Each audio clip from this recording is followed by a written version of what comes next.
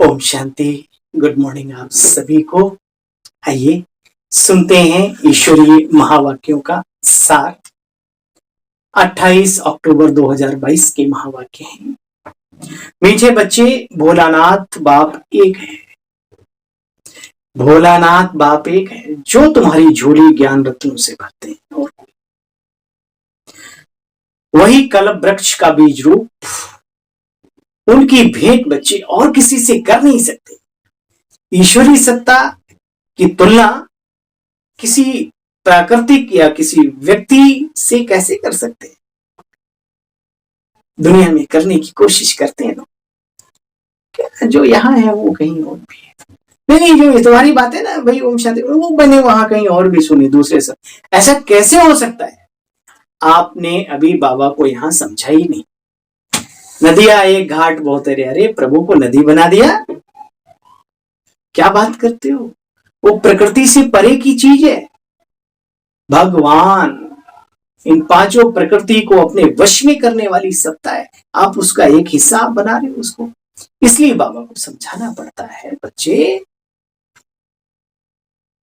उनकी भेंट किसी और से कर नहीं सकते। मीठे बच्चे, भोलानाथ बाप एक है जो तुम्हारी ज्ञान रत्नों से झोली भरते हैं।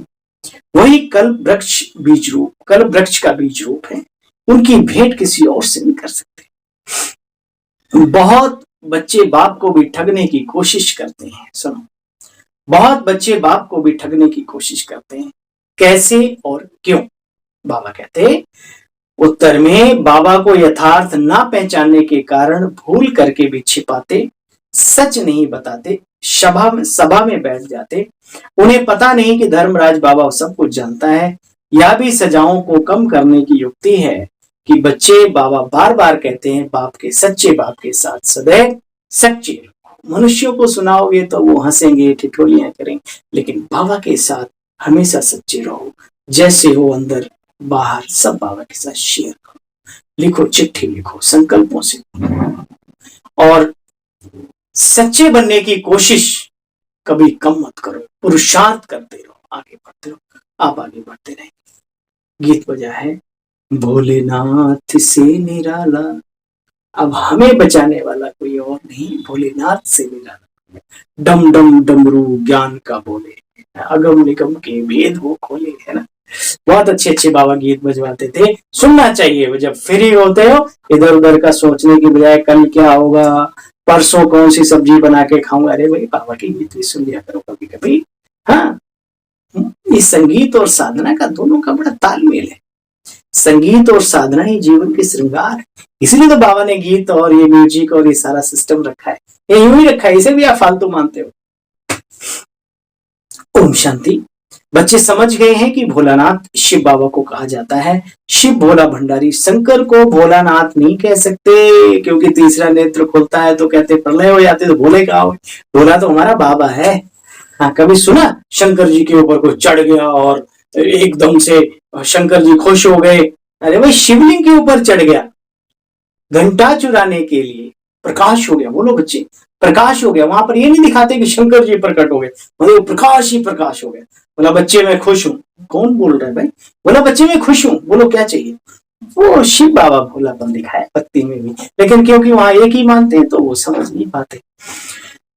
बाप कहते बच्चे, मैं आकर के अपने बच्चों को आदि मध्य अंत की नॉलेज सुनाता हूँ।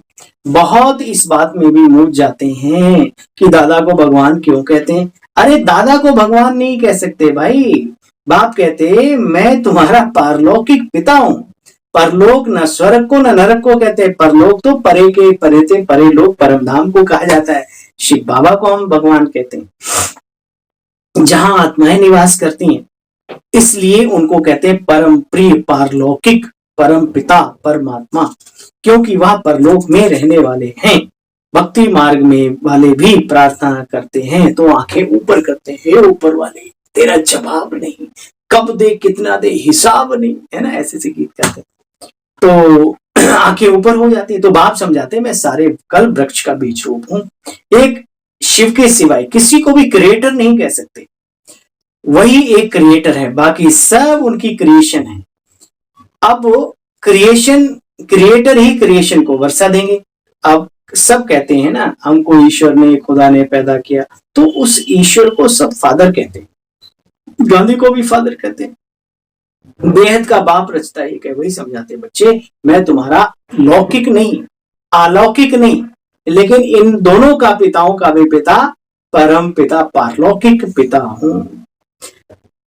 देखो बच्चे, जैसे तुम आत्मा सितारे सदृश, वैसे मैं भी सितारा। अगर मैं बड़ा होता तो इस शरीर में कैसे फिट, कल भी बाबा ने कहा था ना, तो बाबा कहते कैसे फिट होता।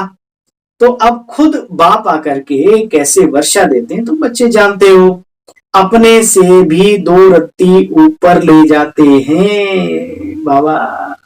2 रत्ती ऊपर, माना बाबा कहते हैं मैं तो सिर्फ परम धाम का ही मालिक हूं, तुम तो इस दुनिया के ही मालिक हो, परम धाम के ही मालिक हो। ये हुआ बाप का बच्चे को कंधे पे नहीं सिर पे बिठाना। भाई सिर पे बैठ के जिंदगी मत कर किया करो, बाप हमें इतना ऊंचा उठाते, कम थोड़ा सा ध्यान तो दो, बाबा कितनी मेहनत करते हैं ना हमारे ऊपर। अच्छा, बाबा कहते हैं बच्चे 2 रत्ती अपने से भी ऊंचा उठा, अपने से ऊंचे उठाने वाले बाबा। कितना अच्छा गीत सुना।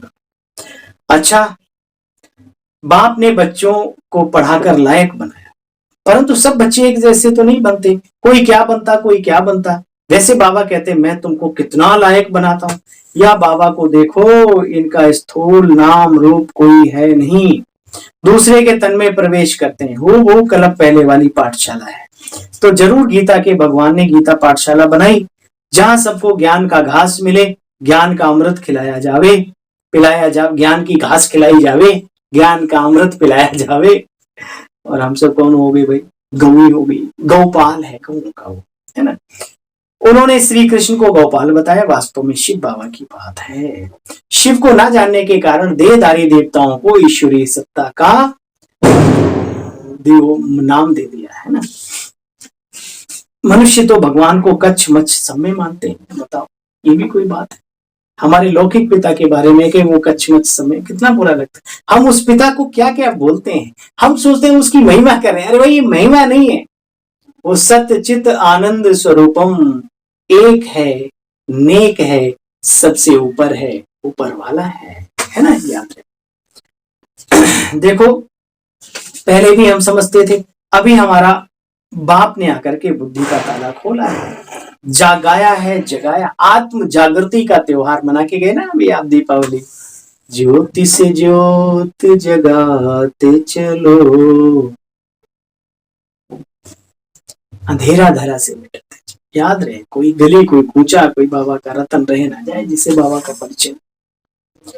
बाबा कहते बच्चे सभी को कब्र से निकालकर वापस ले जाता हूं, कैसे, मच्छरों सदृश, है ना। ये बातें भी लिखी हुई हैं, अन्य धर्मों में भी बहुत कुछ ईश्वरीय सत्ता की बातें और अंत समय की बातें लिखी हुई, उसके किए हुए कर्तव्यों की रचनाएं रची हुई है।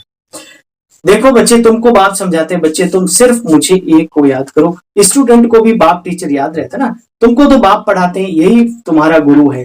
तीनों का फोर्स है बच्चे, बाप टीचर गुरु, कम बात है क्या, 3 in 1, ऑल इन वन है बाबा। तो फिर भी ऐसे बाबा को भूल जाते हो, ऐसे भूल जाने वाले को फुल कास्ट कैसे कहेंगे, है ना। अहो मम माया, मैं अपने बच्चों का ताला खोलता हूं, तुम आकर के खुले हुए ताले में भी पता नहीं क्या क्या डाल देती हो, बंद हो जाता है वो। ठीक, जरा भी विकार में गया तो बुद्धि का लॉकअप बंद हो जाता है, फिर सच सुनाने से सजा कम हो जाती है। बाबा कहते हैं सच रहना चाहिए, सच के साथ सच रहना चाहिए, बिल्कुल सत्यम शिवम सुंदरम। ऐसे सुंदर पिता के साथ सत्य रहो। निश्चय नहीं है तो फिर बाप को भी ठगने की कोशिश करते हैं, लेकिन साकार को भल ठग लो, निराकार बाप को तो ठग न सको, क्योंकि वो निराकार शिव बाबा सबको, सबके ऊपर नजर रहती है। कैमरा बड़ा तगड़ा है उसका।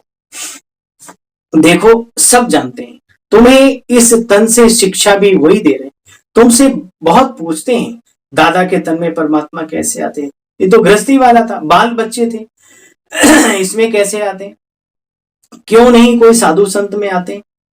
लेकिन परमात्मा को तो पतितों को पावन बनाना है, पावन को पावन थोड़ी बनाए, अच्छे को अच्छा बनाया जाता है क्या। बुरे को अच्छा बनाया जाता है। भाई सिंपल सा फंडा है, इतना भी नहीं समझते। और बाबा तो लिखा हुआ है गीता में, हे अर्जुन मैं साधारण बूढ़े ब्राह्मण तन में प्रवेश होता हूं आदि। बाबा कहते हैं देखो ऊंच से ऊंच है शिव बाबा, फिर ब्रह्मा विष्णु शंकर को दिखाते हैं, राम सॉरी लक्ष्मी नारायण राम सीता आदि आदि।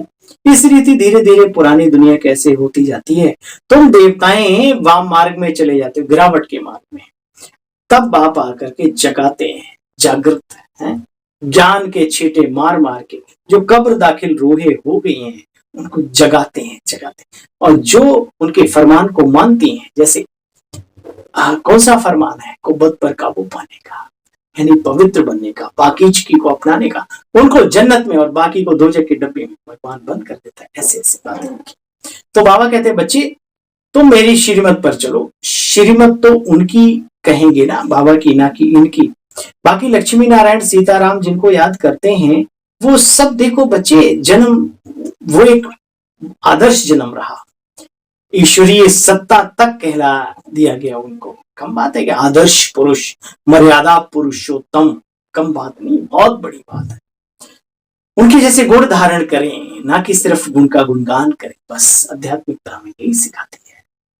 बाबा कहते बच्चे बाप को तुम्हारे सिवाय और कोई जानते नहीं। बाबा आकर के बहुत गुहे राज समझाते हैं ज्ञान के, लेकिन समझने वाले नंबरवार है ना, तो फिर समझने वालों के पद भी नंबरवार हैं। शिव बाबा तो ब्रह्मा द्वारा राजाओं का राजा बच्चों को बनाते हैं। राजाओं का राजा का भी अर्थ तुम बच्चे जानते हो, वो राजा जो वर्तमान समय के द्वापर युग के राजा भी उन राजाओं के सामने साष्टांग दंडवत प्रणाम करते हैं, है ना। तो सतो प्रधान दुनिया के राजा महाराजन महारानी बनाते हैं। बाबा की मीठी मीठी बातें तुमको बहुत अच्छी लगती है, परंतु फिर उठकर चाय पी तो नशा कम, गाँव गए तो एकदम कम खत्म। यहाँ तो जैसे तुम शिव बाबा के घर में बैठे हो, वहां बच्चे बहुत फर्क पड़ जाता है। जैसे पति जब परदेश जाते हैं तो पत्नी आंसू बहाती, वहां तो कोई सुख देते तो हैं फिर भी आंसू बहाती, बल्कि दुनिया के हिसाब से तो सुख देते हैं, बाबा के हिसाब से कहते हैं सुख थोड़ी देते हैं, दुख ही देते हैं। तो बाबा तुम्हें कितना सुख देते हैं, परंतु इनको छोड़ने में भी रोना आता है। बहुत कहते हैं हम यहीं बैठ जाएं, फिर आपके बाल बच्चे कहाँ जाएंगे भाई बच्चे। अच्छा कहते हैं बाबा आप संभालो, अरे बच्चे हम कितने बच्चों को संभालेंगे, लेकिन ठहरो सर्विसेबल बनो तो तुम्हारे बच्चों का भी प्रबंध हो जाएगा।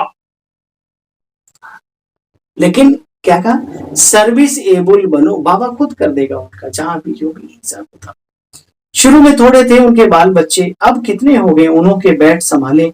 उनमें से कोई गुम हो जावे तो कहेंगे बाबा हमारा बच्चा गुम हो गया, इसको संभालने रखें। वह भी कहेंगे हम औरों का कर्म बंधन हम क्यों पाले। अच्छा फिर तो एक ही शिव बच्चे को संभालो और तुम्हारे सब बच्चे संभाले, तुम बाबा को याद करो तुम्हारा सब ठीक ठाक हो जाएगा, चिंता की बात। कई लोग सोचते हैं भाई घर में दिक्कत है चलो आश्रम में रह जाए, ऐसे थोड़ी होता है। जो घर में नहीं रह सका, जो लौकिक में ढंग से नहीं रह सका, अलौकिक में तो लौकिक से ही आते ना बाहर, इनके साथ कैसे आप रह सकते। जहां हो जैसे हो वहां अच्छे बन के दिखाओ, बस समय ऐसा है। अब इधर उधर सेफ्टी की ढूंढने की जरूरत नहीं, सेफ्टी करने वाला बाबा वहीं पर बैठा है जहां पर आप हो। देखो बच्चे बाबा को कभी फारकतें मत देना, ऐसे बहुतों ने फारकतें दी है, उनको बाबा कहते हैं मूर्खों के अवतार, कभी बाबा कुछ कहते हैं।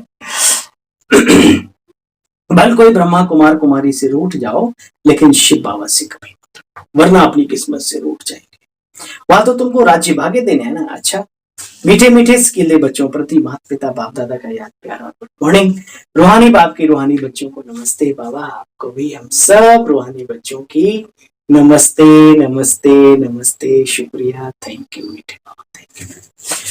अब बाबा कह रहे हैं धारणा के सार में, सार का भी सार, अपना सब कुछ बाप के हवाले कर पूरा श्रीमत पर चलना है, कोई भी बुरा काम करके छिपाना नहीं, सच को सच बताने से सजा कम। बाप से कभी रूठना नहीं, सर्विसेबल बनना है और अपने कर्म बंधन बच्चे स्वयं ही काटने हैं, दूसरा थोड़ी हमारे लिए। वरदान, संगम युग की हर घड़ी को उत्सव के रूप में मनाने वाले सदा उमंग उत्साह संपन्न भव। संगम युग की हर घड़ी को उत्सव के रूप में मनाने वाले सदा उमंग उत्साह संपन्न भव, हर पल हर घड़ी हर क्षण खुशियों से भरा रहे। अच्छा, कौन से युग में कौन सा जन्म ढूंढ रहे हो जिसमें खुश रहेंगे, अगर बाप के बन के भी नहीं खुश रह पाए? बोलो। कोई भी उत्सव उमंग उत्साह के लिए मनाते हैं। आप ब्राह्मण बच्चों की जीवन ही उत्साह भरी जीवन है। इस जैसे इस शरीर में श्वास है तो जीवन है, ऐसे ब्राह्मण जीवन का श्वास ही उमंग उत्साह है। उमंग उत्साह नहीं तो जीवन नहीं। इसलिए संगम युग की हर घड़ी उत्सव है, लेकिन श्वास की गति सदा एक रस नॉर्मल होनी चाहिए। अगर श्वास कभी गति बहुत धीरे हो जाए, तेज हो जाए, तो यथार्थ जीवन नहीं कहा जाता। चेक करो कि ब्राह्मण जीवन की उमंग उत्साह की गति नॉर्मल अर्थात एक रस स्थिति है। निंदा स्तुति मान अपमान जय पराजय सब में मनोदशा हमारी एक जैसी रहती है, तो आप कर्मातीत इस चीज के करीब जा रहे हैं। स्लोगन, सर्व शक्तियों के खजाने से संपन्न रहना यही ब्राह्मण स्वरूप की विशेषता है। सर्व शक्तियों के खजाने से संपन्न रहना यही ब्राह्मण स्वरूप की विशेषता है। अच्छा भाई, आप सभी बहन भाइयों को इजी वे मुरली दर्शन की ओर से और अपने इस भाई सेवा साथी की ओर से ढेर सारी आज के शुभ दिन की शुभकामनाएं, और आप सभी को ओम शांति, गुड मॉर्निंग, नमस्ते।